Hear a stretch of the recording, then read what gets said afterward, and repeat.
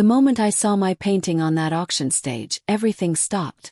The champagne glass slipped through my fingers and shattered on the marble floor. 200 people turned to stare at me, the clumsy server in her cheap black uniform. But I could not look away from the canvas under the spotlight. My canvas, my brush strokes, my soul displayed for the world to see while someone else took credit for creating it. Before we proceed, thank you for watching Granny's narrative. Please subscribe and tell where you are watching from in the comment section.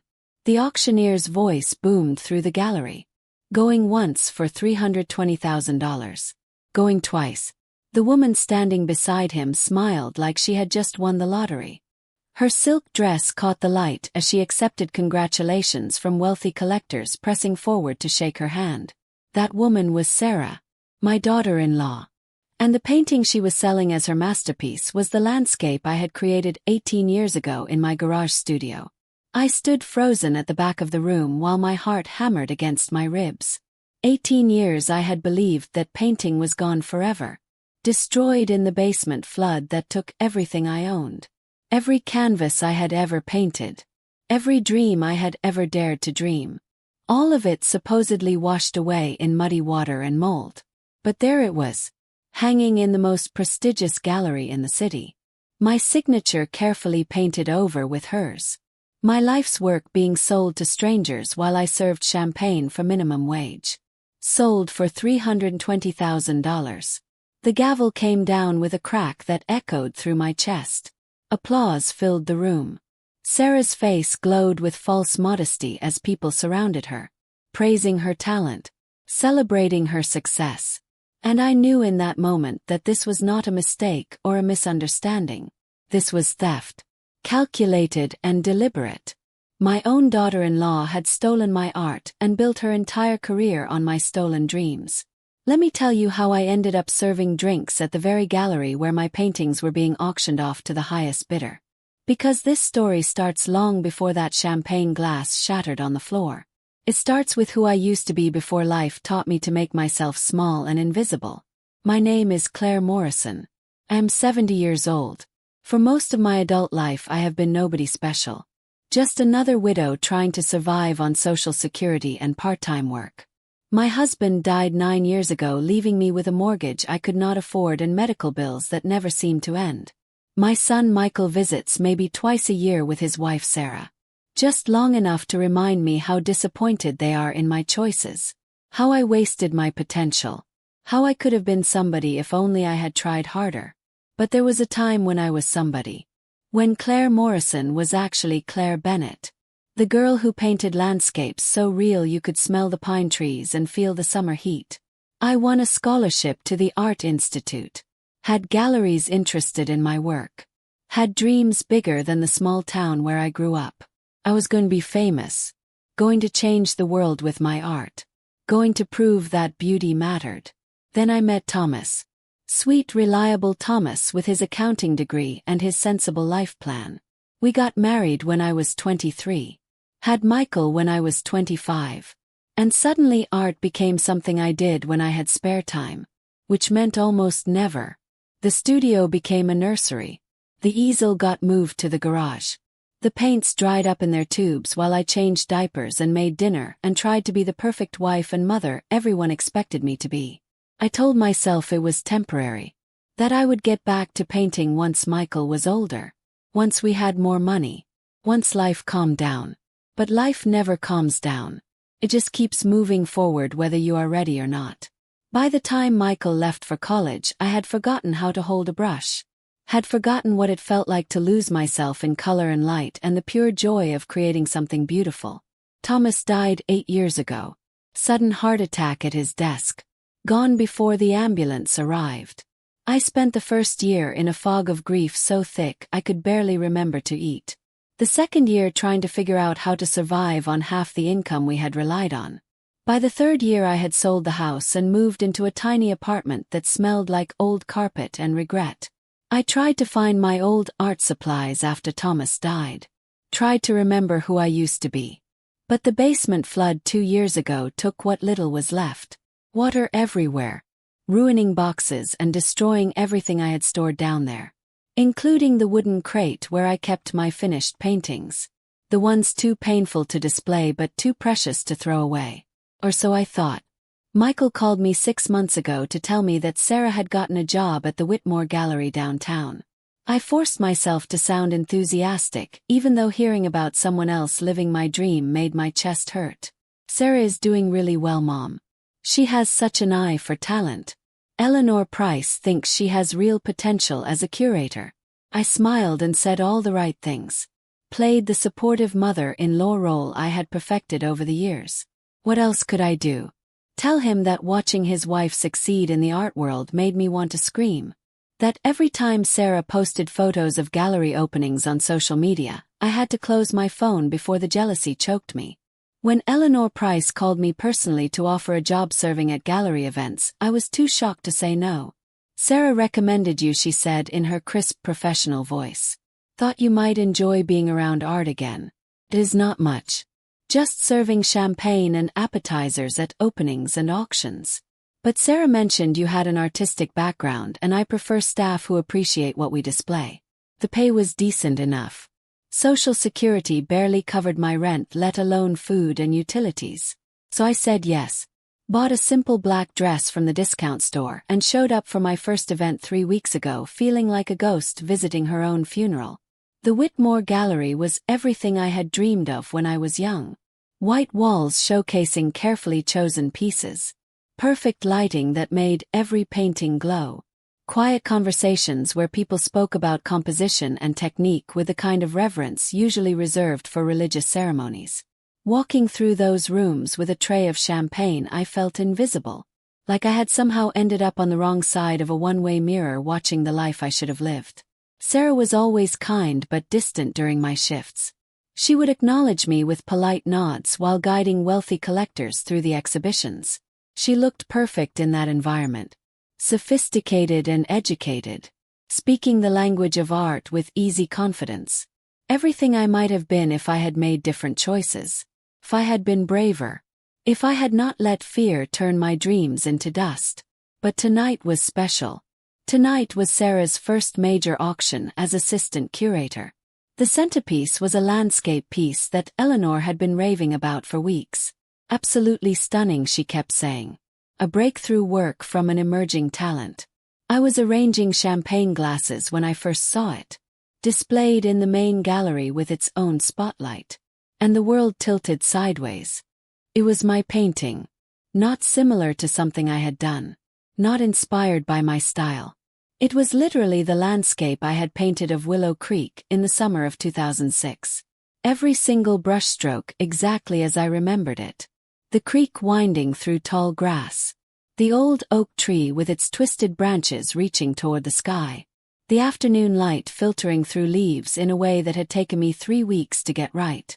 I had painted that tree 50 times before I finally captured what I wanted to say about the way light transforms ordinary things into magic. But the signature in the bottom right corner was wrong. It said S.S. Morrison in Sarah's careful handwriting. Painted right over what I knew had been my own C. Bennett signature.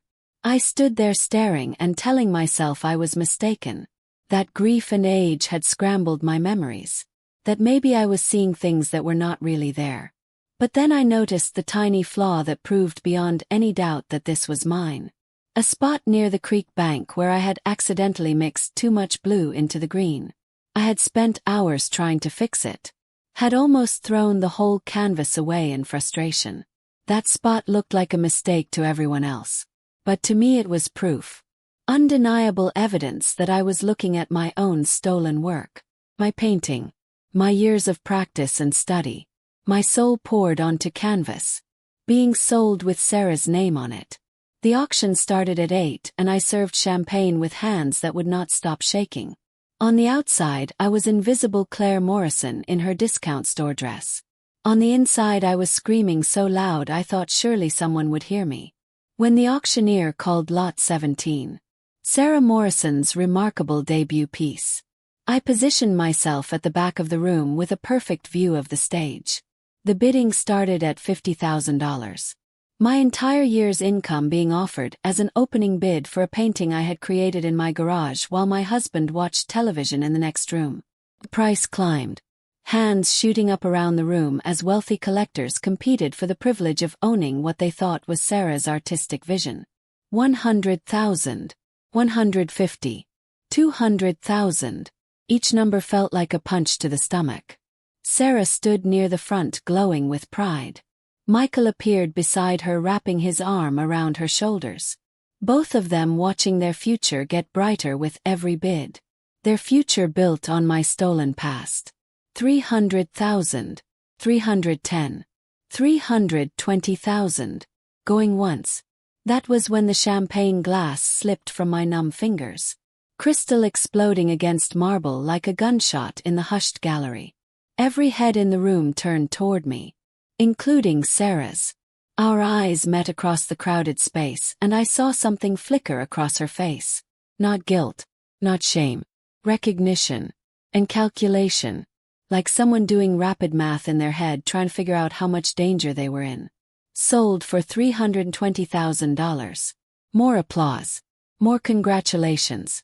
Sarah accepting praise while I knelt on the floor picking up broken glass with fingers that had lost all feeling. A security guard appeared with a small broom. His voice kind but firm. "Do not worry about it, ma'am. Happens all the time. Why don't you take a break?" I nodded and walked to the staff room on legs that barely supported my weight. In the tiny break room, I sat on a folding chair and stared at my hands. 70 years old. And I had just watched my own daughter-in-law steal 18 years of my life in front of 200 witnesses. The worst part was not even the money. Though $320,000 was more than I would make in 10 years of serving champagne and living on Social Security. The worst part was how natural she looked up there. How easily she accepted praise for work that had cost me months of early mornings and late nights. How confidently she claimed my vision as her own. But sitting there surrounded by empty boxes and dirty glasses, something started burning in my chest. Not grief. Not shock. Rage. Pure clean rage that tasted like metal and felt like lightning in my veins. Sarah Morrison had made a very expensive mistake tonight. She had assumed that Claire Morrison, the invisible server in the cheap uniform, was the same person as Claire Bennett, who had once believed she could paint beauty into the world. Time to show her exactly who she had decided to rob. I did not go home after the auction ended. Instead, I drove to the all-night diner on 5th Street and ordered coffee that tasted like regret. Sitting in a booth with torn vinyl seats, I tried to understand how a painting I had watched floodwater destroy could have ended up in Sarah's collection. The memory was crystal clear. I had been in the basement looking for old tax documents when the pipe burst. Water everywhere, soaking through cardboard and ruining everything stored down there, including the wooden crate where I kept my paintings. Pete Morrison, the contractor who did the cleanup, had given me a deal on the work because he and Thomas used to bowl together. I pulled out my phone and found Pete's number. He answered on the 4th ring, sounding confused and sleepy. "Claire, what time is it? What is wrong?"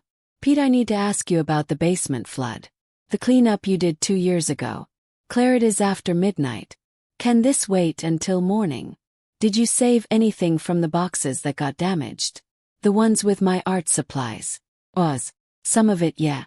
You told me to throw most of it away. Where did you throw it?" "Well, that is the thing. My nephew Danny was helping with the cleanup and he asked if he could take some of the art stuff. Said his girlfriend was into painting and might be able to fix some pieces. You told me you did not care what happened to it, so I said sure. My heart started pounding so hard I thought it might crack my ribs." "Pete, what is your nephew Danny's last name?" "Morrison. Same as mine. Why are you asking about this now?" "And his girlfriend? The one who wanted the paintings. What was her name?" "Ashley. No, wait. Sarah. Sarah something. Pretty girl. Real interested in art. She looked through all your stuff real careful. Took photos of everything before they loaded it into Danny's truck." "Wait, something wrong?" I hung up without answering. Sat in that diner booth while pieces clicked together like bullets loading into a gun. Sarah Morrison.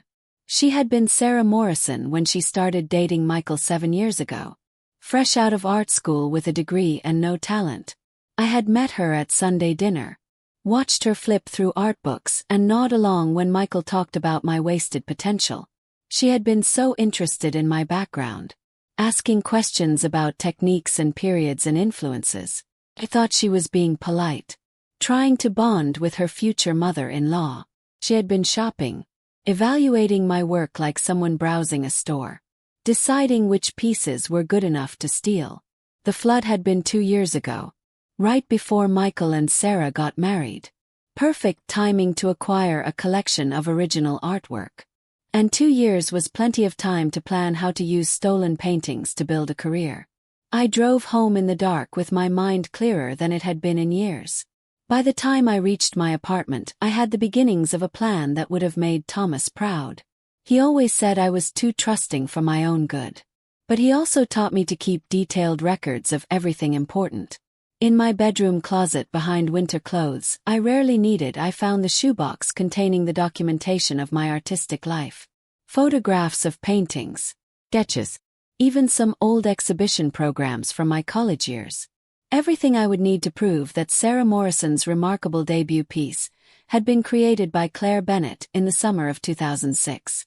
I spread the photos across my kitchen table like evidence at a crime scene, looking for the one I remembered taking of the Willow Creek landscape. There it was, third photo in the stack. My painting on the easel in the garage studio. The date stamp on the back read July 20th, 2006. The signature clearly visible. C. Bennett. But I needed more than old photographs. I needed expert testimony, documentation, something that would hold up if this went legal. I made my first call at 9 in the morning. Dr. Rebecca Stone, my old art professor from the community college where I had taken continuing education classes 15 years ago. Rebecca had stayed in touch over the years, always encouraging me to get back to painting, always believing I had more to give. Claire, what a wonderful surprise. How are you? I'm doing better than I have in years, Rebecca. I need your help with something. How would someone prove they painted a specific piece of art? Well, there are several methods. Photographic documentation, signature analysis, even paint composition testing in serious cases. Why do you ask? I told her everything. Sarah, the stolen painting, the auction, even Pete Morrison's nephew Danny. Rebecca listened without interrupting, making occasional sounds that told me she was taking notes. Claire, this is serious fraud. Art fraud. The kind that involves federal charges and prison time. You know, that is why I need to do this right. I can help you document your work and provide expert testimony about your style and techniques. I still have some of your pieces from class, and I kept photographs of student work from that period. But Claire, you need to understand what you are taking on. What do you mean?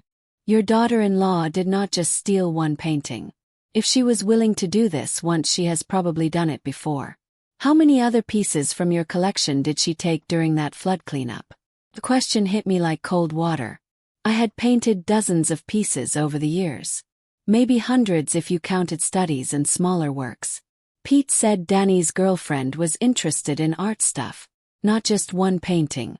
How much of my life's work was sitting in Sarah's apartment right now, waiting to be sold under her name? Rebecca, I need to find out what else she took. Come to my office this afternoon. Bring everything you have. We are going to build a case. After hanging up, I sat at my kitchen table staring at photographs scattered across the surface. Each one represented hours of work. Pieces of my soul I thought were lost forever. How many of them had Sarah stolen? How many were being prepared for future exhibitions and auctions? My phone buzzed with a text from Michael. Sarah told me you were working the auction last night. How exciting that you got to see her big moment. We are taking her to celebrate tonight. Dinner at Giovanni's at 7 if you want to join. I stared at the message for a long moment, then typed back. I would love to hear all about her artistic inspiration. Because if Sarah wanted to play the role of successful artist, she was going to discover that the woman she robbed had some very specific questions about where that inspiration came from.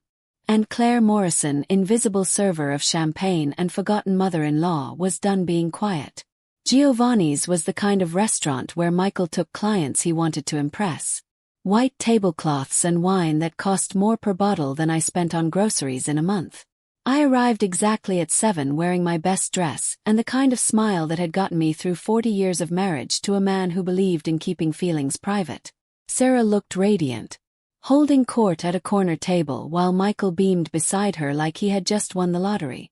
She had changed from her gallery clothes into something flowing and artistic.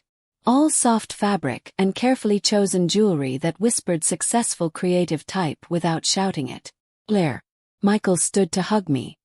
His cologne expensive and his enthusiasm genuine. I cannot believe you got to see Sarah's big night. What were the odds? Astronomical, I agreed, taking the seat across from them. Sarah, you must be thrilled. $320,000. That is incredible. Her smile flickered. Too fast for Michael to notice. But I saw it. I've been working on that piece for months. It feels amazing when something you pour your heart into finds the right home. Months, I repeated carefully. Tell me about your process. Where did you find inspiration for such a detailed landscape? Sarah's eyes met mine across the candlelit table. I saw her calculating. How much did I know? How much did I suspect? How much could she afford to admit? I spend a lot of time outdoors, she said slowly. There is something about natural settings that speaks to me. The way light changes throughout the day. How water moves through landscapes. Willow Creek is particularly beautiful in summer, I said, watching her face. The old oak tree. The bend where the current slows down. I used to take Michael there when he was little. Remember, honey? You loved catching minnows by that fallen log. Michael lit up. Oh my God, yes. We spent hours there. Sarah, I cannot believe you painted our old spot. When did you even see it? Sarah set down her fork very carefully. I explore a lot of locations for inspiration. Sometimes I photograph places and work from memory later. That is fascinating, I said, leaning forward like someone genuinely interested. Because I could have sworn I saw some old photos of that exact spot in my basement before the flood. Same angle. Same lighting. What a coincidence that we would both be drawn to capture it the same way. The silence stretched long enough for Michael to notice. He looked between us with growing confusion. A flood? Mom, what are you talking about? The basement flood 2 years ago. Remember when that pipe burst and ruined my art supplies? Pete Morrison did the cleanup. Sarah had gone very still. Her professional smile locked in place like armor. Michael mentioned you used to paint. Such a shame to lose your work that way. Oh, but it was not all lost, I said brightly. Pete's nephew Danny helped with the cleanup. And his girlfriend rescued some pieces. Thought she might be able to restore them. Is not that wonderful? My old work found someone who appreciated it. Michael was frowning now. Pieces clicking together in his engineer's mind. Sarah, your maiden name was Morrison. Is Danny your cousin? The waiter appeared with our wine, giving Sarah time to construct her answer. When he left, her smile was perfect. Apologetic but not guilty. I should have mentioned it earlier. Yes, Danny is my cousin. When he told me about the water-damaged paintings, I offered to look at them. Most were beyond saving, but a few had potential. I have been studying restoration techniques. So you restored Mom's paintings? Michael asked, looking pleased at this family connection. I tried to save what I could, Sarah said. But restoration can be transformative. Sometimes you end up with something quite different from the original. I nodded thoughtfully. Different how? Well, water damage often makes original signatures unreadable. Makes it impossible to identify the original artist. And sometimes the restoration work is so extensive that it becomes a collaboration. The piece becomes something new. She was good, I had to admit. Not just at lying but at constructing lies that sounded reasonable. Michael was nodding along, clearly impressed by his wife's knowledge and generous spirit. That is amazing, Sarah. So Mom's old paintings inspired your new work. In a way, she said, meeting my eyes directly. Sometimes the past provides a foundation for future creativity. I raised my wine glass. To creativity built on solid foundations. We drank. Sarah's hand was steady. But I saw the message in her eyes clear as painted words. I know that you know. And I am not afraid of you. The rest of dinner passed with pleasant conversation and Michael's excited chatter about Sarah's promising career. She had been accepted into a group show next month. Had 2 galleries interested in her work. Possibly a solo exhibition in the spring. All of it built on the foundation of my stolen life. When we said goodbye in the parking lot, Sarah hugged me with the warmth of a loving daughter-in-law. "Thank you for coming tonight, Claire. It means so much to have family support." "Family should always look out for each other," I replied, squeezing her back. "I cannot wait to see what you create next." Driving home, I felt lighter than I had in years. Sarah thought she had won by admitting to restoration work while claiming the transformation as her own. She had constructed a story that protected her from accusations of theft while still letting her profit from my paintings. But she had made 2 critical mistakes. First, she had underestimated how much I learned about patience during 40 years of marriage to Thomas Morrison. And second, she assumed that Claire Morrison, grieving widow and champagne server, was the same person as Claire Bennett, who once believed she could paint the world exactly as she saw it. Tomorrow I would call Rebecca and share Sarah's interesting theory about restoration as collaboration. Then I would call Pete Morrison and ask very specific questions about which pieces Danny had taken from my collection. Because if Sarah wanted to play games with artistic attribution, I was about to teach her some rules she never learned in art school. Starting with the most important one. Always know exactly who you are stealing from. Rebecca Stone's office looked exactly as I remembered. Paintings covered every wall. Some professional pieces, but mostly student work showing promise. She always believed in displaying potential alongside achievement. "Claire, you look different," she said, studying me over her reading glasses. Determined. "Like it." I spread my documentation across her desk. Photographs, sketches, detailed notes about paint colors and techniques for each piece. 40 years of marriage to an accountant had trained me to document everything. "Tell me about this restoration theory Sarah presented," Rebecca said, reviewing the photographs. "She claims water damage made original signatures unreadable. That extensive restoration creates collaboration between original artist and restorer. Arguing the restored piece becomes new art." Rebecca snorted. "That is complete nonsense legally. Restoration work, no matter how extensive, does not transfer ownership. If I restore a damaged Monet, I do not become co-creator of a Monet. The original artist remains the original artist." She pulled out a magnifying glass and examined my photograph of the Willow Creek painting. "Besides, this was not restoration. This was forgery. Look at this signature analysis." She pointed to where Sarah's signature appeared over my original. Under magnification you could see different paint layers. See how the signature sits on top of the painting surface instead of being integrated. Your original signature was painted over, not restored. That is deliberate fraud. What would hold up in court? Everything you brought me. Plus I can provide expert testimony about your style and techniques. But Claire, we need more evidence. How many pieces are we talking about? I handed her the list I made after calling Pete that morning. 26 paintings ranging from small studies to major works. Pete remembered because Danny borrowed his truck 3 times to transport everything. My God, Rebecca breathed. If she is selling these at similar prices, we are talking potential fraud worth millions. There is something else, I said, pulling out my phone. I researched Sarah's career this morning. I had spent hours online tracing Sarah Morrison's professional history. Art school graduate with average grades. No gallery representation before marrying Michael.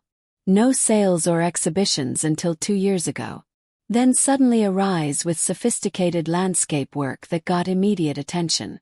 Her artistic style supposedly matured dramatically right around my basement flood. Rebecca was taking notes rapidly. We need to see her other pieces. The ones she claimed as original work. Sarah mentioned she is in a group show next month at the Riverside Gallery. Better than that, Rebecca said, her eyes lighting up. I know the curator, Helen Martinez. We went to graduate school together. She would be very interested in authenticity questions, especially if fraud is involved. She reached for her phone. Helen, it is Rebecca Stone. I need your help with something. How familiar are you with Sarah Morrison's work? I listened as Rebecca explained the situation. Helen apparently had concerns about Sarah's rapid development.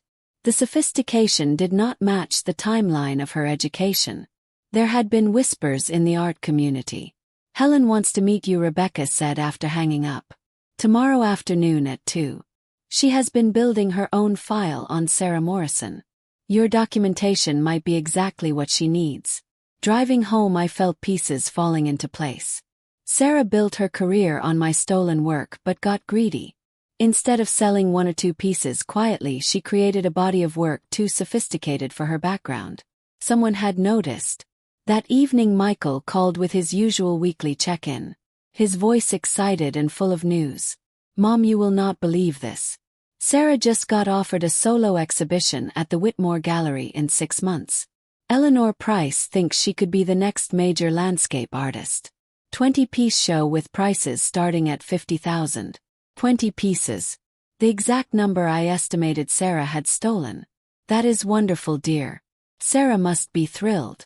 She is working non-stop preparing. I barely see her. She is completely focused on making this exhibition perfect. Bet she is. Creating original works from stolen paintings probably takes considerable time and effort. Michael has Sarah talked about her artistic influences. Where she draws inspiration.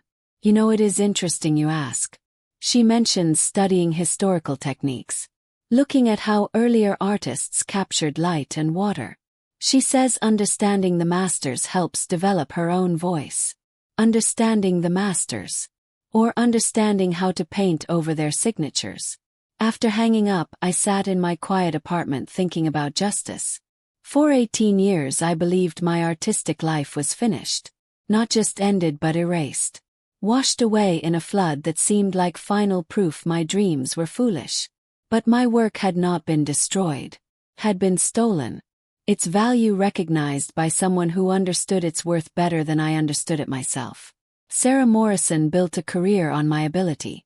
Now she was planning a major exhibition to cement her reputation. She made one crucial mistake though. She assumed Claire Morrison Invisible Server would never discover what was taken. And even if she did, she would never have courage to fight back.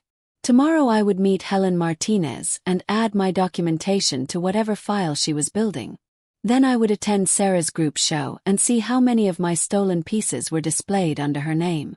Because Sarah Morrison was about to learn that some collaborations are less voluntary than others. And some restorations involve giving work back to its rightful creator. Helen Martinez met me at a coffee shop near Riverside Gallery. She carried a leather portfolio that looked serious enough for court. She was younger than I expected.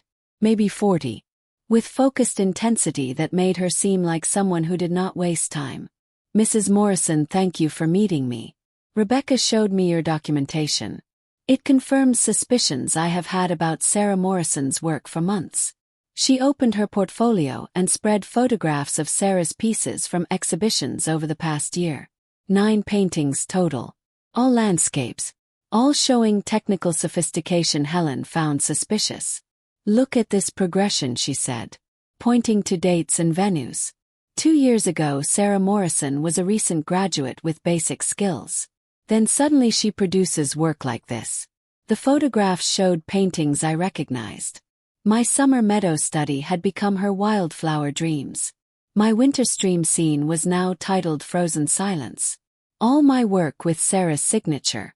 The technical jump is impossible, Helen continued. You do not go from student level to this mastery in 2 years. Not without intensive study or access to work by experienced artists.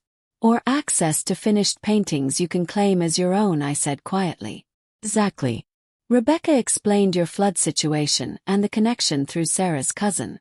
Mrs. Morrison, I believe Sarah has been systematically passing off your work as her own for over a year. Helen pulled out more photographs. Detailed shots of signatures and brushwork. I have been documenting every piece of hers I could access. Look at these signature overlays. Under close examination, each painting showed the same pattern. Original signatures painted over with Sarah's script. Just like the Willow Creek landscape. This is systematic art fraud, Helen said firmly. Next week's group show will give us opportunity to document it properly. What do you need from me?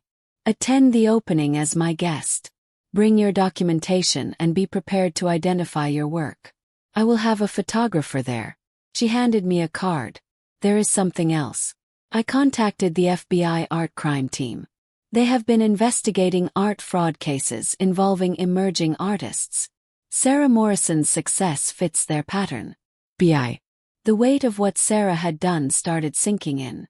This was not just family dispute. This was federal crime. Helen, what happens to Michael? My son has no idea what Sarah has been doing. If he is genuinely uninvolved, he should be fine legally. But Mrs. Morrison, this will destroy their marriage. Fraud. Criminal charges. Prison time. Your daughter-in-law is looking at serious consequences. I thought about Michael's excited calls. His pride in Sarah's success. His plans for their future built on her career. He deserves to know the truth, I said finally. The truth will come out regardless. The question is whether you want to control how and when. Or let the FBI investigation proceed without your input. Friday morning, 1 week before the group show, I called Michael and asked him to meet for lunch. He suggested our usual place. A casual restaurant where he could eat between client meetings. He arrived on time, already checking his phone. Success in his consulting firm made him busier but not happier. How is Sarah's preparation going? I asked after we ordered. Incredible. She is working 16-hour days perfecting every detail. The gallery wants her to include earlier pieces to show artistic development. So she is going through her whole portfolio. Earlier pieces. My stolen paintings Sarah planned to display as examples of her growth. Michael, I need to tell you something important about Sarah's art. He looked up from his phone, finally giving me full attention. What do you mean? I told him everything. A flood. Danny Morrison. The Willow Creek painting at auction. My meetings with Rebecca and Helen. Kept my voice calm and factual. The way Thomas used to present information to clients. Michael's face went through stages. Confusion. Disbelief. Anger. Finally sick comprehension as details clicked together. Mom, this is insane. You are accusing my wife of art fraud. I am telling you what I discovered when I saw my own painting being sold with her signature on it. Maybe it is a misunderstanding. You said Danny took damaged paintings for restoration. Maybe Sarah genuinely thought they were beyond saving. That her work made them new pieces. I pulled out my phone and showed him the photograph Rebecca took of the signature overlay. Does this look like restoration? Michael stared at the image for a long time. His engineer's mind trained to analyze problems, applying logic to his marriage. Jesus Christ, he whispered. How many paintings? 26 that I can document. Probably more I forgot about. And the value? If they sell for similar prices, potentially millions of dollars. Michael put his head in his hands. When he looked up, his eyes held the same devastated expression from his father's funeral. What do I do, Mom? Talk to Sarah before next Friday's opening. Give her a chance to explain or come forward voluntarily. After that, Helen Martinez and the FBI will handle it. FBI. His voice cracked. Mom, Sarah could go to prison. Yes, I said gently. She could. We sat in silence while Michael processed the destruction of everything he thought his life was building toward. She knew, he said finally. When you saw each other at the auction. That is why she has been so stressed. I thought it was normal exhibition pressure, but she knew this day would come. His phone buzzed. He glanced at it. Sarah. She wants to know if we can postpone dinner because she needs to work late on preparation. He looked at me with eyes that had aged years in 1 hour. I guess I know what she is really preparing for. Friday afternoon, as I got ready for Sarah's group show opening, I thought about who I had been 3 months ago when I first walked into the Whitmore Gallery. Invisible Claire Morrison, serving champagne to people living the life she gave up. Grateful for minimum wage and afraid to want anything more than survival. That woman was gone. In her place stood someone who remembered what it felt like to believe in her own worth. To fight for what belonged to her. To refuse to disappear just because someone found it convenient. Sarah Morrison was about to discover that stealing from the wrong person can be the most expensive mistake you ever make. But first she was going to have to explain to a room full of art experts exactly where her remarkable talent came from. And I was going to be there to help her tell that story. The Riverside Gallery opening was exactly what I expected from Sarah's world. Beautiful people holding wine glasses speaking in hushed tones about artistic vision and emotional truth. I arrived late wearing my best black dress and the pearl earrings Thomas gave me for our 20th anniversary. Helen Martinez found me within minutes. Accompanied by a young man with an expensive camera and focused expression of someone documenting evidence. Claire, this is James Chen, our photographer. He will be taking detailed shots of everything we discuss. I nodded, feeling strangely calm despite knowing tonight would change everything.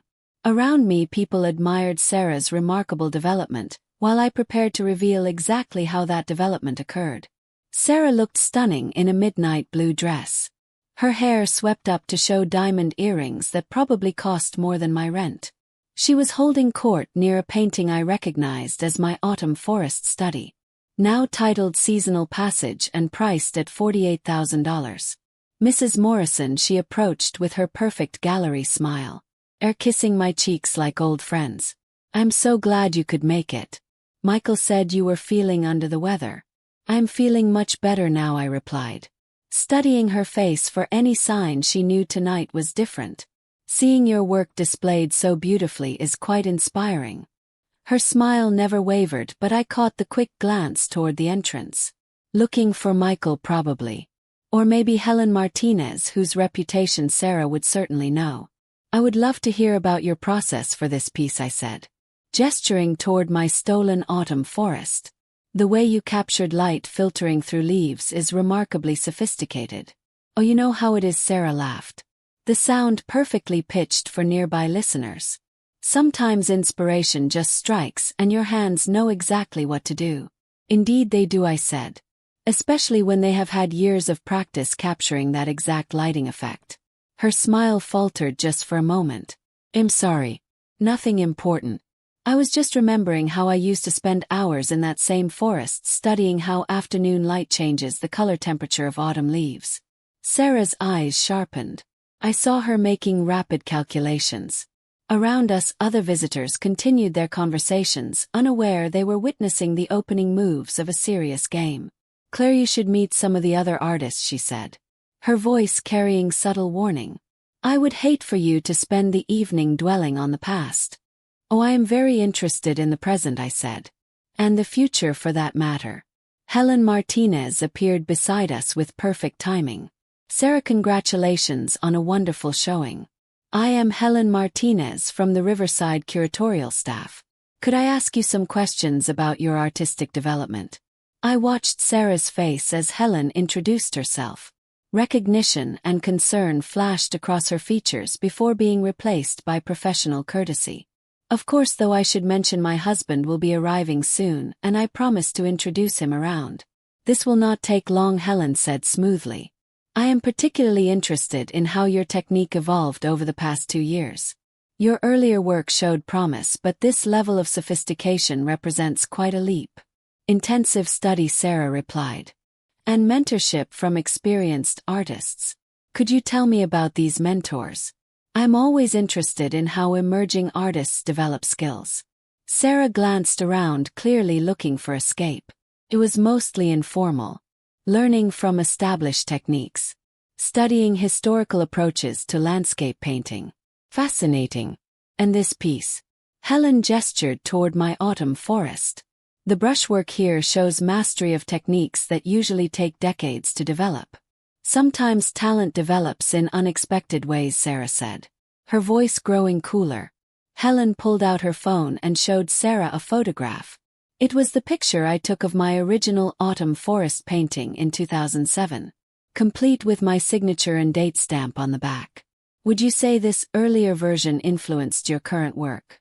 The color drained from Sarah's face as she stared at the photograph. Around us conversation continued, but the three of us stood in a bubble of sudden tension. I am not sure what you are implying, Sarah said carefully. I am not implying anything, Helen replied. I am asking direct questions about artistic authenticity. Questions the FBI art crime team will also be asking next week. Sarah's composure finally cracked. I think this conversation is over. Actually, I said quietly. I think it is just beginning. Because you see, Sarah, that photograph Helen just showed you. I took it 14 years ago of a painting I created. The same painting you have been selling as your own work. Sarah looked between Helen and me. Her perfect persona dissolving into something closer to panic. You cannot prove anything. Oh, but we can, Helen said pleasantly. Signature analysis. Paint composition testing. Photographic documentation going back over a decade. Mrs. Morrison has been remarkably thorough in documenting her artistic work. Michael chose that moment to arrive. I watched Sarah's face as she saw him approaching. He looked terrible. Hollow-eyed and exhausted. Like a man who spent the week watching his world collapse. Sarah, he said quietly when he reached us. We need to talk. Not here, she hissed. Not now. Then where? When? After the FBI arrests you. The words carried further than Michael intended. Nearby conversations began to falter as people turned to look at us. Sarah's career was built on reputation and connections. Michael had just threatened both in front of her professional community. Michael, you are causing a scene, Sarah said through gritted teeth. I'm causing a scene. You built our entire life on stolen art, and I am the one causing problems. Helen stepped smoothly between them. Perhaps we should continue this somewhere more private. But Sarah was already moving, pushing through the crowd toward the back exit. Followed. My heart pounding with knowledge that everything was finally coming to a head. In the alley behind the gallery, Sarah turned on me with fury no longer hidden behind courtesy. You vindictive old woman. You could not stand that someone actually made something of your mediocre work. My mediocre work that you sold for hundreds of thousands of dollars. Work that was rotting in your basement. Work you had given up on. I saved those paintings and made them mean something. Michael stared at his wife like he had never seen her before. Sarah, you stole from my mother. I rescued art from oblivion and gave it the recognition it deserved. Your mother was serving champagne for minimum wage while masterpieces gathered dust. The casual cruelty of her words hit like a physical blow. In Sarah's mind, I was just an obstacle. My life's work nothing more than raw material for her ambitions. You are right about one thing, I said quietly. I had given up. But you made a mistake, Sarah. You assumed I would stay given up. Police sirens grew louder in the distance. Helen apparently made good on her threat to involve law enforcement.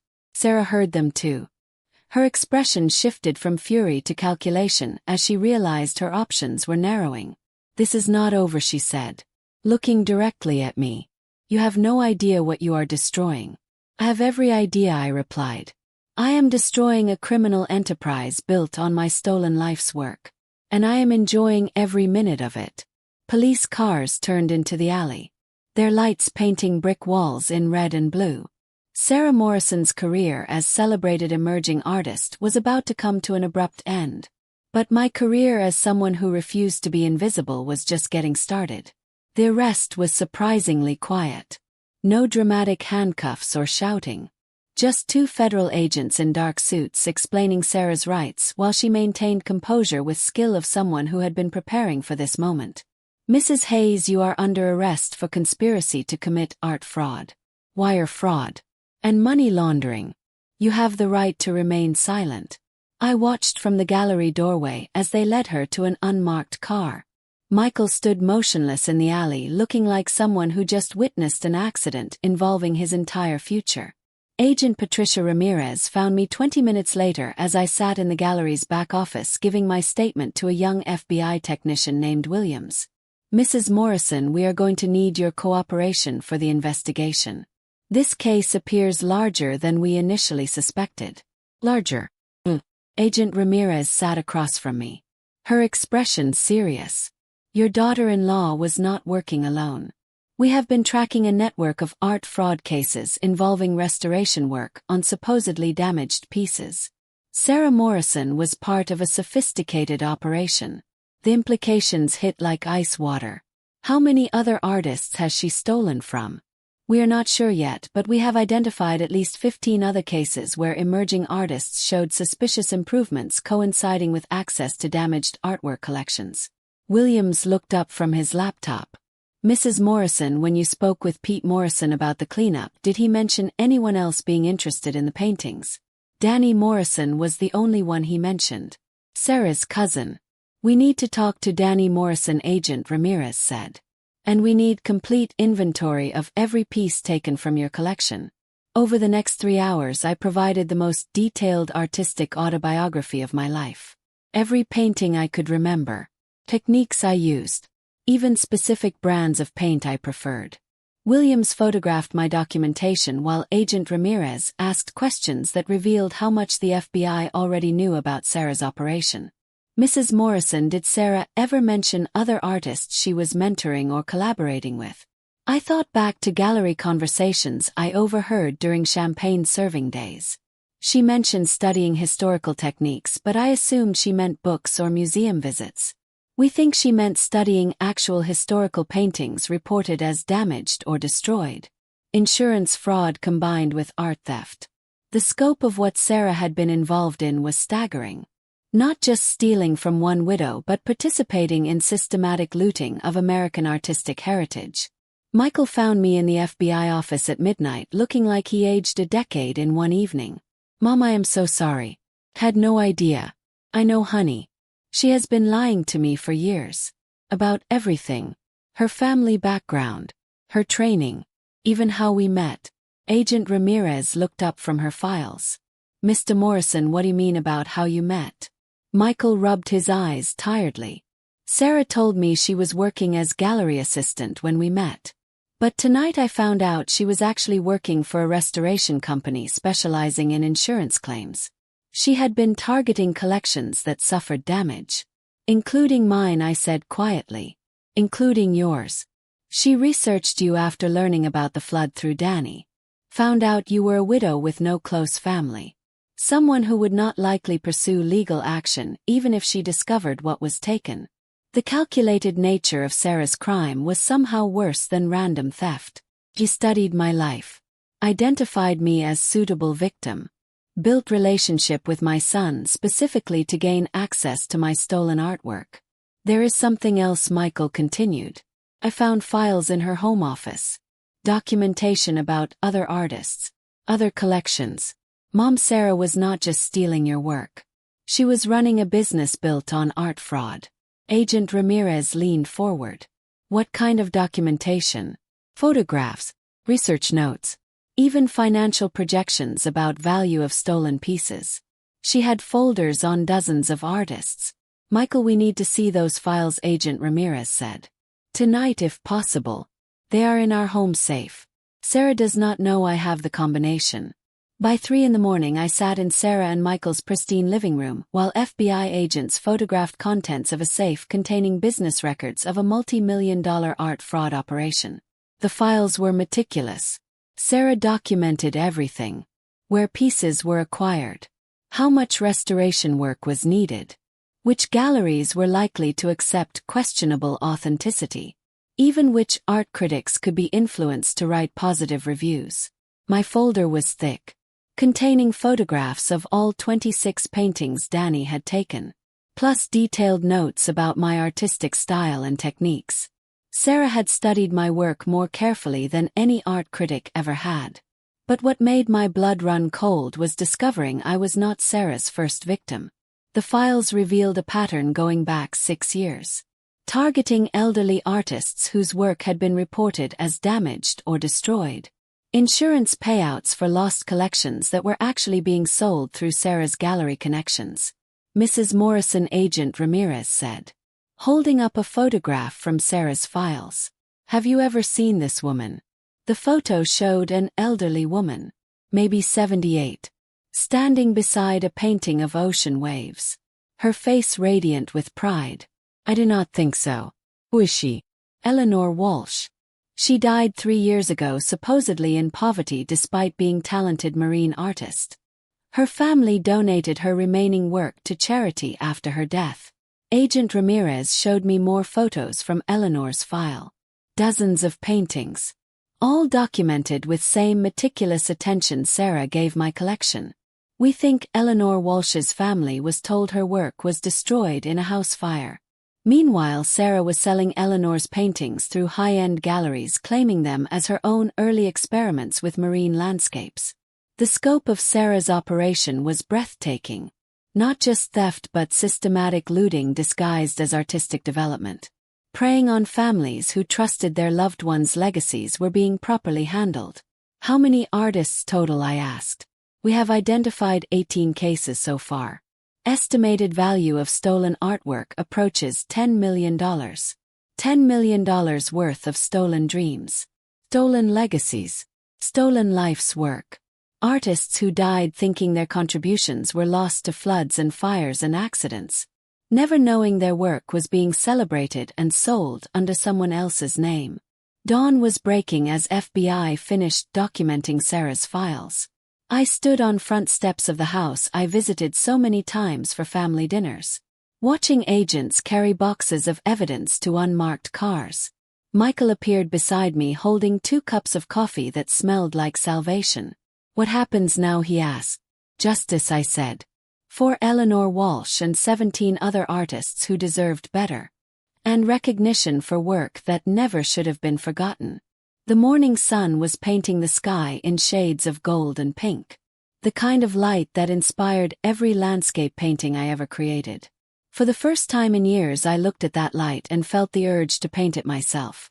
To capture it with my own hands instead of watching someone else claim credit for seeing beauty in the world. Sarah Morrison had stolen my past. But she accidentally gave me something more valuable. The knowledge that my work had always been worth fighting for. The media attention began the next morning. "Emerging artist arrested in multi-million-dollar art fraud scheme" was the headline in every major newspaper. By noon my phone was ringing with reporters wanting to interview the elderly victim who brought down an art forgery ring. I let them go to voicemail. I was not ready to be anyone's inspiration story just yet. Rebecca Stone called around 3 in the afternoon with news that made my hands shake. "Claire, I have been contacted by the Whitmore Gallery. They want to host a retrospective of your original work. They are calling it Recovered. The Art of Claire Bennett. My work is not famous enough for a retrospective. It is now. 18 of your pieces have been selling for 6-figure prices over the past 2 years. You are already a recognized artist. You just did not know it." The irony was sharp enough to cut. Sarah's theft had made me more successful than I ever been when actually creating the work. "Rebecca, I have not painted in 9 years. Then maybe it is time to start again." That evening I drove to the storage unit where I kept Thomas's things after selling the house. Behind boxes of his accounting files and old furniture, I found the art supplies I packed away after his death. Brushes still stiff with old paint. Tubes of color that might still be usable. The small easel I used for quick studies. Loading everything into my car felt like an archaeological dig into my own past life. Who was Claire Bennett?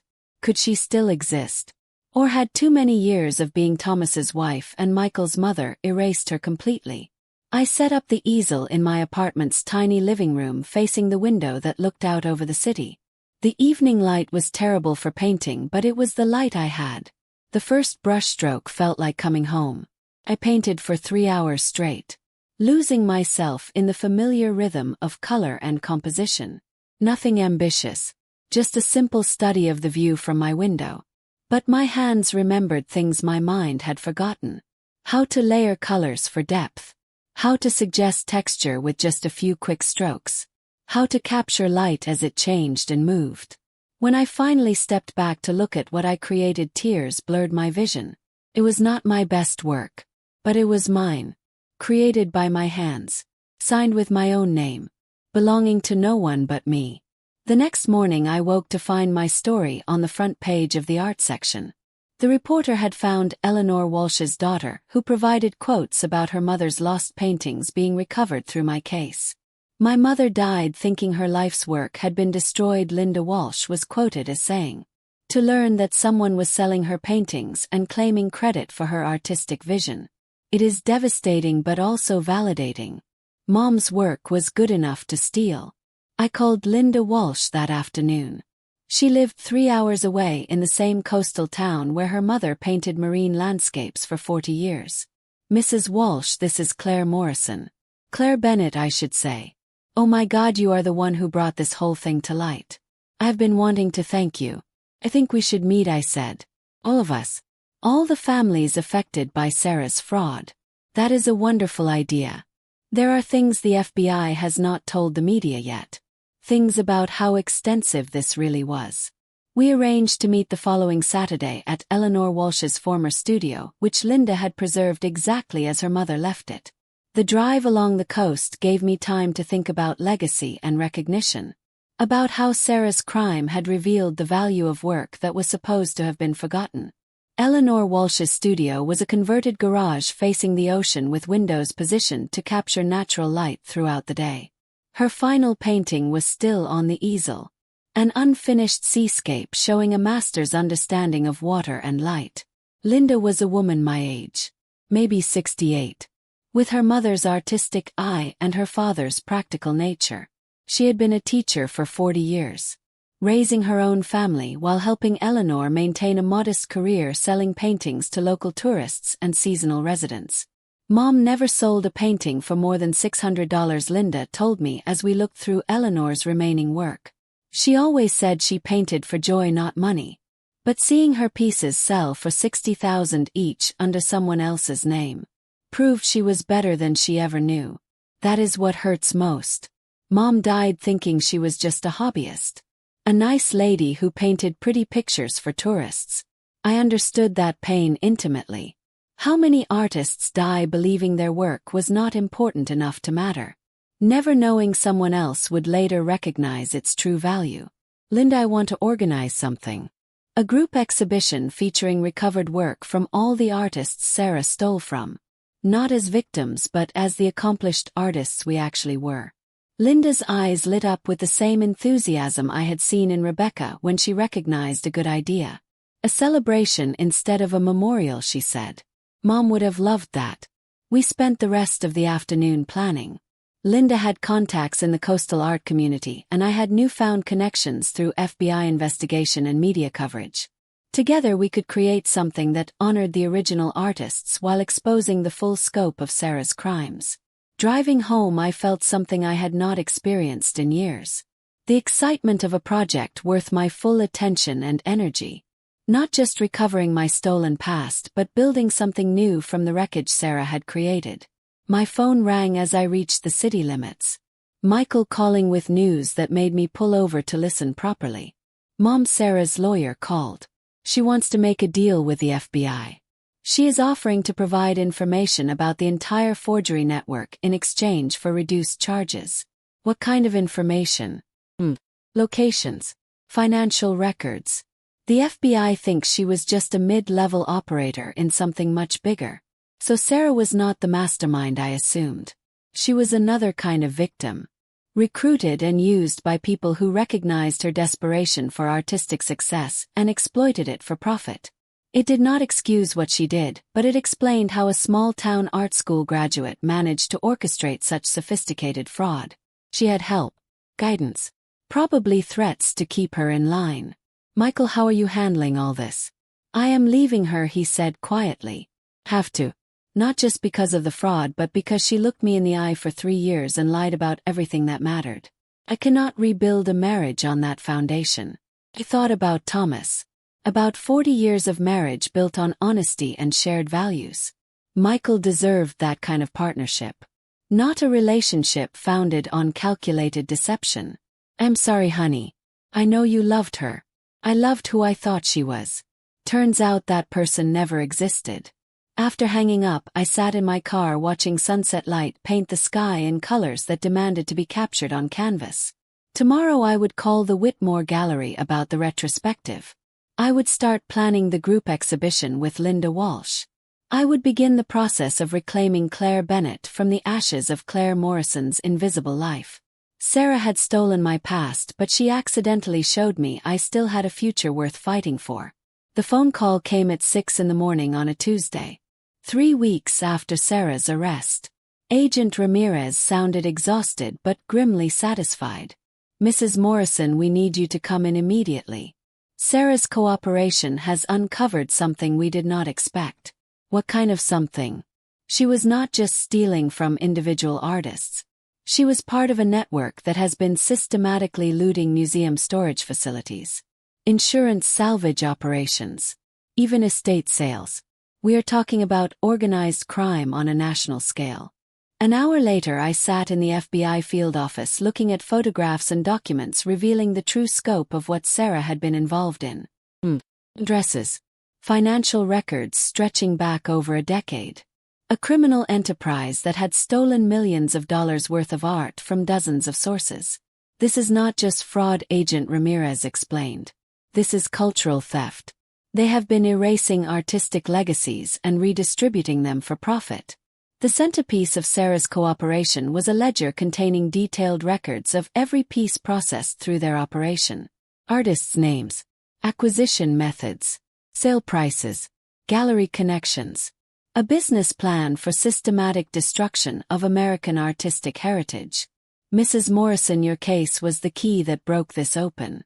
Without your documentation and willingness to pursue prosecution, we never would have discovered the full network." I studied photographs of other stolen works, recognizing styles and techniques from different periods and regions. Abstract expressionist pieces from the 1960s, folk art from rural communities, even works that appeared to be from museum collections. How is that possible? Museums have security, authentication procedures. Storage facilities are less secure than exhibition areas. Many museums have thousands of pieces in storage that rarely get reviewed or inventoried. A few missing items can go unnoticed for years, especially if replaced with documentation claiming pieces were damaged or destroyed. Agent Ramirez handed me a folder marked Recovery Operations. Inside were photographs of artwork being returned to families, museums. Estate collections told their pieces were lost forever. "This is what your courage made possible," she said. 22 families have gotten their loved ones' work back. 5 museums have recovered pieces they thought were permanently lost. And we have identified the location of approximately 400 additional stolen pieces. I looked at photo after photo. People holding paintings, sculptures, drawings. Artists' legacies returned to their rightful owners. Elderly women like Linda Walsh seeing their mother's work again. Adult children discovering their father's sculptures had not been destroyed in warehouse fires after all. What happens to Sarah? She will serve time, but probably less than if she had not cooperated. The information she provided will help us prosecute the organizers of this operation. People who have been stealing from artists for over a decade. That afternoon I drove to Michael's apartment. He had moved out of the house he shared with Sarah within days of her arrest. He looked healthier than he had in weeks, like someone who stopped carrying a weight he had not realized was there. "Mom, I have been thinking about what you said about rebuilding your artistic career. What about it? I want to help. Not financially. I know you do not need that anymore. But practically, you're going to need a studio, proper equipment, maybe assistance with exhibitions and marketing." The offer touched me more than he probably realized. Michael had spent years politely dismissing my artistic ambitions as hobbies. Now he was offering to help make them real. "David, are you sure? You have your own career to rebuild."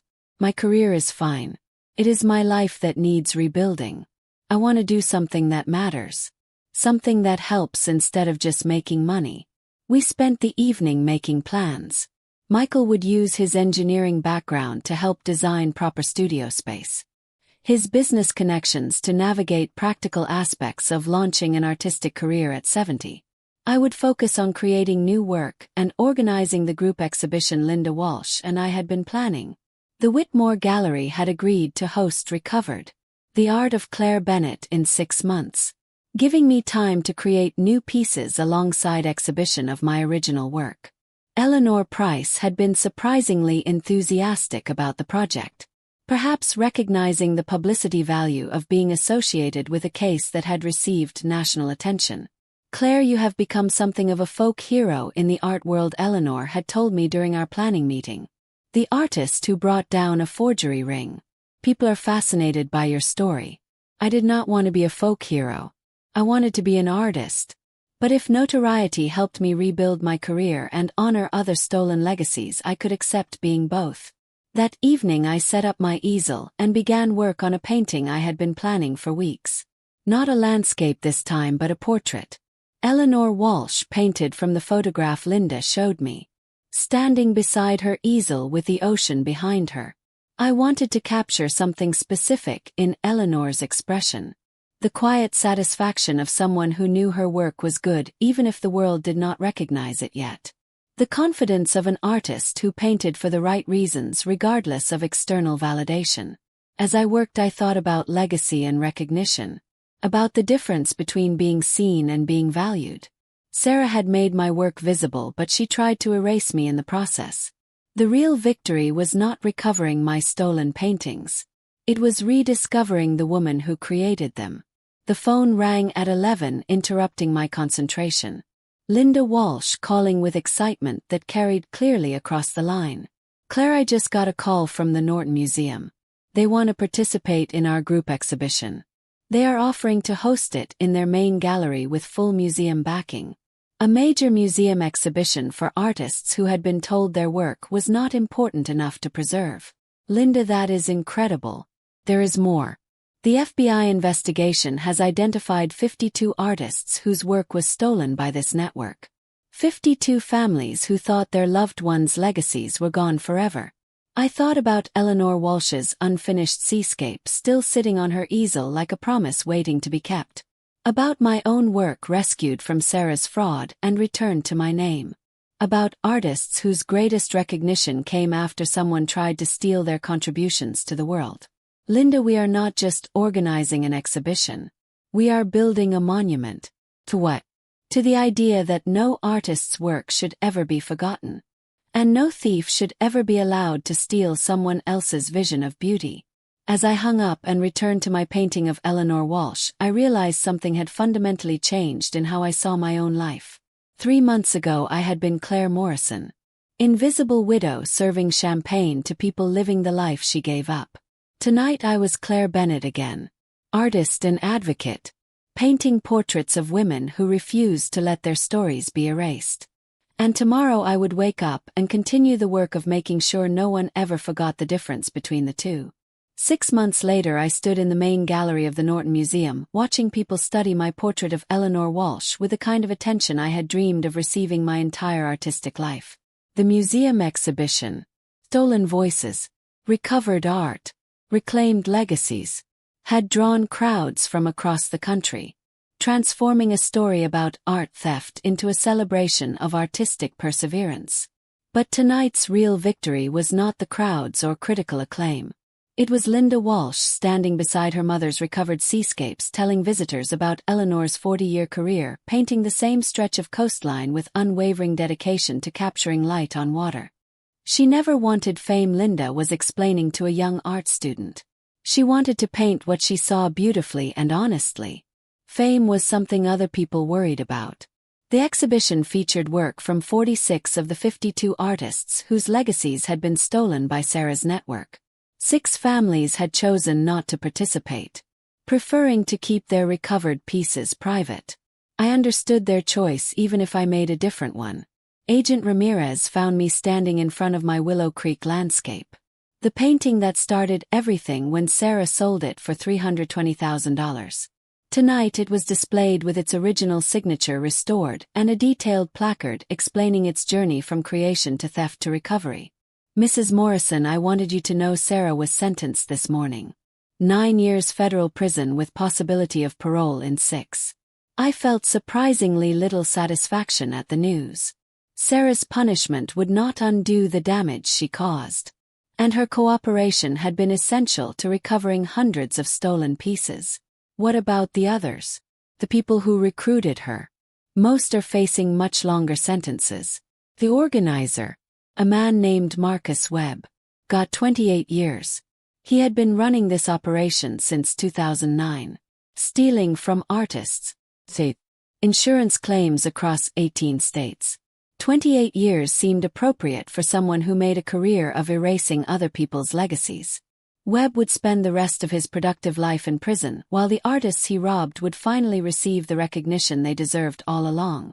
Michael appeared beside us, looking proud in the way parents do when their children exceed expectations. "Mom, the Times reviewer wants to interview you about the new pieces you created for this show." I had spent the past 6 months painting again, rediscovering techniques I had forgotten and developing new approaches to subjects that had fascinated me for decades.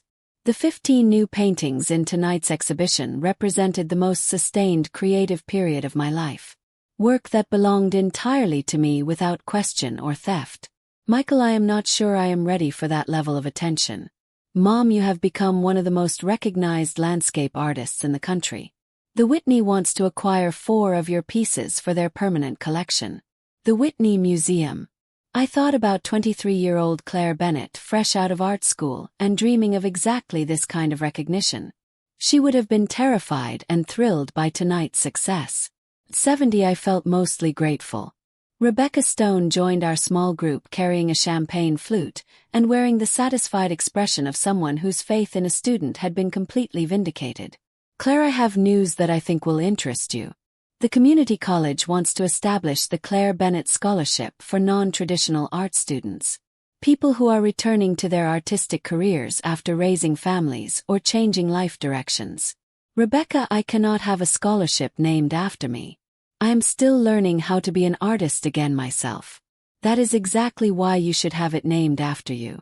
You are proof that it is never too late to reclaim your creative life." As the evening continued, I found myself thinking about identity and reinvention, about the difference between who you are and who others decide you should be. 9 years after Thomas's death, I had accepted the role of diminished widow. Someone whose productive life was essentially finished. Sarah's theft had accidentally revealed that my productive life had never actually ended. It had just been interrupted. Eleanor Price from the Whitmore Gallery approached as I stood contemplating my newest painting. A self-portrait I titled "Artist at Work," showing myself painting in my apartment studio. "Claire, I hope you will consider a solo exhibition with us next year. Based on tonight's response, I think you could easily fill our main gallery." A solo exhibition at the Whitmore Gallery, where this entire journey had begun when I watched Sarah sell my stolen work. The symmetry was almost too perfect to believe. "Eleanor, I will need time to create enough new work for a full show. Take all the time you need. Good art cannot be rushed." As the museum reception wound down and guests began leaving, I walked through the exhibition one final time. 52 artists represented. Hundreds of people who came to see work that was supposed to have been lost forever. Stories of survival and recovery. Of art that outlasted the people who tried to steal it. In the center of the main gallery, a video installation played interviews with family members talking about their recovered pieces. Linda Walsh spoke about her mother's dedication to painting the same coastline for 40 years. Finding something new in familiar subjects every single day. An elderly man named Robert Chan described his father's abstract paintings created in the 1960s when few people understood or appreciated non-representational art. Work that had been dismissed as worthless when stolen but recognized as significant by the time it was recovered. Each story was different, but they all shared the same themes. Persistence. Dedication to artistic vision regardless of external recognition. And the belief that creating beauty was a worthy way to spend a life.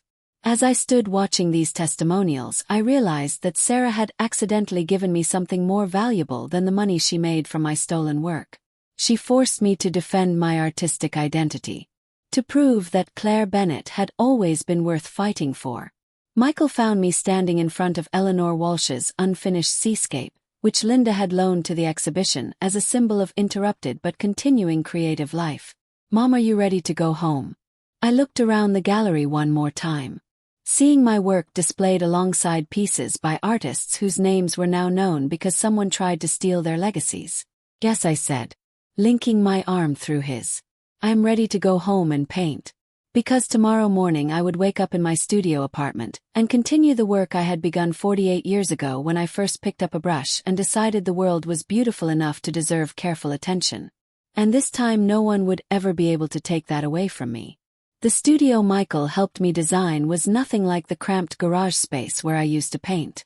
Floor-to-ceiling windows flooded the room with natural light. Proper ventilation. Storage for supplies. Even a small sitting area where visitors could watch me work. It was everything young Claire Bennett had dreamed of and everything old Claire Morrison never thought she would have. I spent my mornings painting. Afternoons meeting with galleries and collectors. Evenings reviewing offers for commissions and exhibitions. At 70 years old, I was busier than I had ever been in my youth. But this time I was not scrambling to prove myself. I was simply doing the work I loved and letting the world respond however it chose. Linda Walsh became one of my closest friends. We spoke almost daily about art and legacy and the strange gift that comes from having your worst experience transform into your greatest opportunity. She was organizing a permanent collection of her mother's work at a small museum in their coastal town, making sure Eleanor Walsh's name would not be forgotten again. Michael started dating again 6 months after Sarah went to prison. A woman named Jennifer who worked in environmental consulting and had no interest in the art world whatsoever. I liked her immediately. She asked good questions and listened to answers without pretending to understand things she did not. At their first dinner together she looked at my paintings on Michael's walls and said simply, "These are beautiful. I can see why you are proud of your mother." It was the first time in years Michael had looked truly happy. The FBI case against Marcus Webb and his network became one of the largest art fraud prosecutions in American history. 23 people were convicted. 462 stolen artworks were recovered and returned to their rightful owners or heirs. The estimated value of the recovered art exceeded $40 million. But the real value could not be measured in money. It was measured in families who got to see their loved ones' work displayed in museums. In artists whose names were finally spoken with respect. In the knowledge that beauty they created had been important enough for someone to risk everything to steal it. Sarah served her time quietly.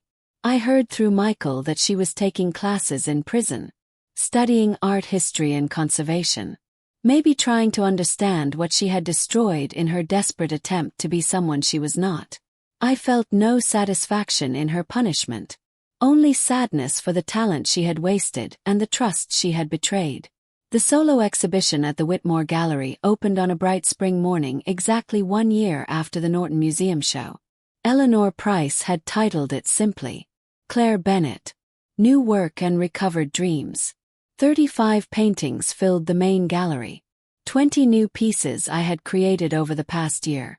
15 recovered originals from my stolen collection.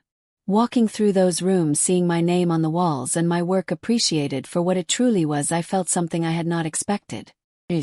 Not triumph or vindication or even pride. Just quiet peace that comes from finally being exactly who you were always meant to be.